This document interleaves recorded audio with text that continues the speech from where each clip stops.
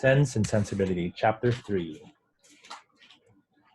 Mrs. Dashwood remained at Norland several months, not from any disinclination to move when the sight of every well-known spot ceased to raise the violent emotion which it produced for a while.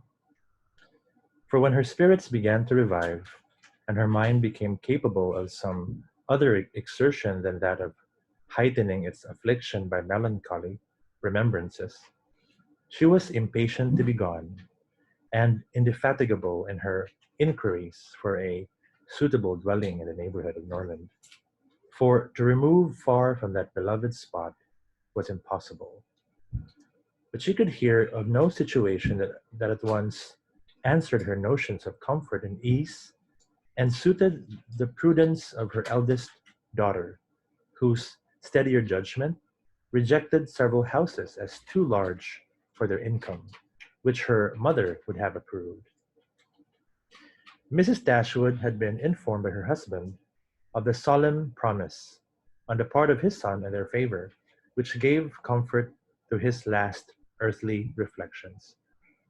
She doubted the sincerity of this assurance no more than he had doubted it himself, and she thought of it for her daughter's sake with satisfaction. Though, as for herself, she was persuaded that a much smaller provision than 7,000 would support her in affluence. For their brother's sake, too, for the sake of her own heart, she rejoiced, and she reproached herself for being unjust to his merit before in believing him incapable of generosity.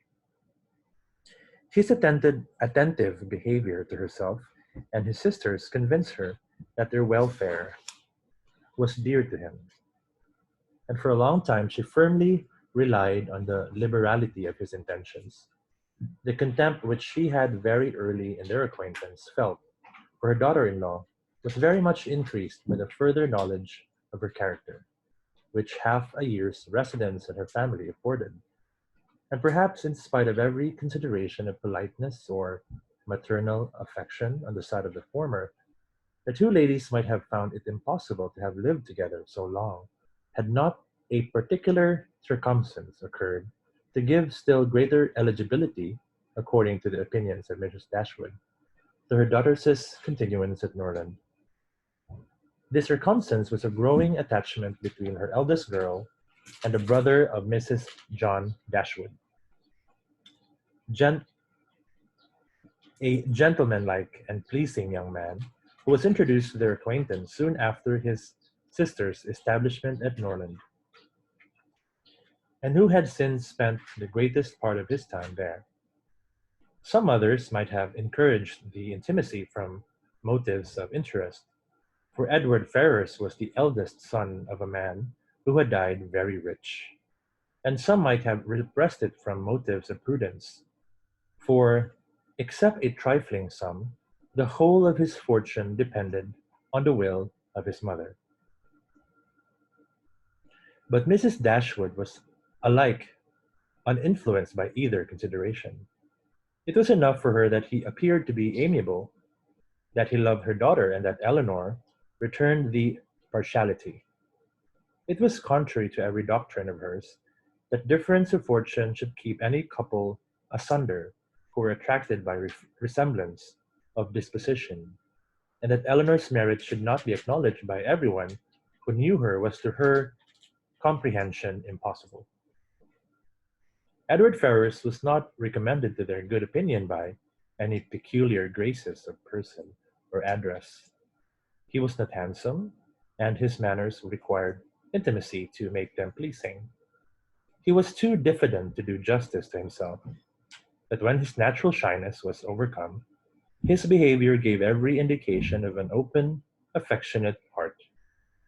His understanding was good, and his education had given it solid improvement. But he was neither fitted by abilities nor disposition to answer the wishes of his mother and sister, who longed to see him distinguished, as they hardly knew what.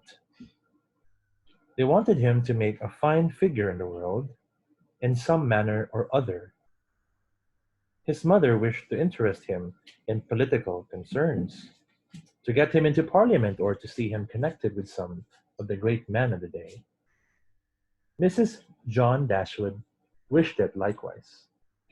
But in the meanwhile, till one of these superior blessings could be attained, it would have quieted her ambition to see him driving a barouche. But Edward had no turn for great men or barouches. All his wishes centered in domestic comfort and the quiet of private life. Fortunately, he had a younger brother who was more promising. Edward had been staying several weeks in the house before he engaged much of Mrs. Dashwood's attention, for she was at that time in such affliction as rendered her careless of surrounding objects. She saw only that he was quiet and unobtrusive, and she liked him for it.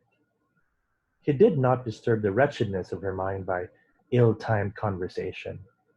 She was first called to observe and approve him further by a reflection which Eleanor chanced one day to make on the difference between him and his sister. It was a contrast which recommended him most forcibly to her mother. "It is enough," said she, "to say that he is unlike Fanny is enough. It implies everything amiable. I love him already." "I think you will like him," said Eleanor, "when you know more of him." "Like him," replied her mother with a smile. "I can feel no sentiment of approbation inferior to love. You may esteem him. I have never yet known what it is to separate esteem and love."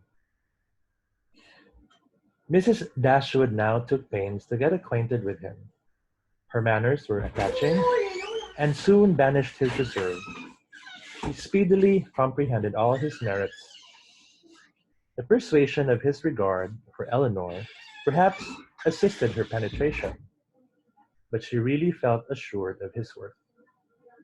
And even that quietness of manner, which militated against all her established ideas of what a young man's address ought to be, was no longer uninteresting when she knew his heart to be warm and his temper affectionate.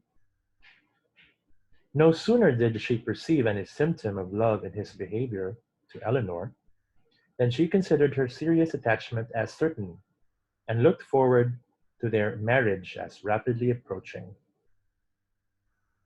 "In a few months, my dear Marianne," said she, "Eleanor will in all probability be settled for life. We shall miss her, but she will be happy." "Oh, mamma, how shall we do without her?" "My love, it will be scarcely a separation. We shall live within a few miles of each other, and shall meet every day of our lives. You will gain a brother, a real affectionate brother. I have the highest opinion in the world of Edward's heart. But you look grave, Marianne. Do you disapprove your sister's choice?" "Perhaps," said Marianne, "I may consider it with some surprise. Edward is very amiable, and I love him tenderly, but yet he is not the kind of young man. There is something wanting. His figure is not striking. It has none of that grace which I should expect in a man who could seriously attach my sister. His eyes want all that spirit, that fire which at once announced virtue and intelligence. And besides all this, I'm afraid, mamma, he has no real taste. Music seems scarcely to attract him, and though he admires Eleanor's drawings very much, it is not the admiration of a person who can understand their worth. It is evident, in spite of his frequent attention to her while she draws, that in fact he knows nothing of the matter. He admires as a lover, not as a connoisseur. To satisfy me, those characters must be united. I could not be happy with a man whose taste did not in every point coincide with my own. He must enter into all my feelings. The same books, the same music must charm us both. Oh, mamma, how spiritless, how tame was Edward's manner in reading to us last night. I felt for my sister most severely, yet she bore it with so much composure, she seemed scarcely to notice it. I could hardly keep my seat to hear those beautiful lines which have frequently almost driven me wild, pronounced with such impenetrable calmness, such dreadful indifference. He would certainly have done more justice to simple and elegant prose. I thought so at the time, but he would give him Cowper. Nay, mamma, if he's not to be animated by Cowper. But we must allow for difference of taste. Eleanor has not my feelings, and therefore she may overlook it and be happy with him. But it would have broke my heart had I loved him to hear him read with so little sensibility. Mamma, the more I know of the world, the more am I convinced that I shall never see a man whom I can really love. I require so much. He must have all Edward's virtues, and his person and manners must ornament his goodness with every possible charm. Remember, my love, that you are not 17. It is yet too early in life to despair of such unhappiness. Why should you be less fortunate than your mother?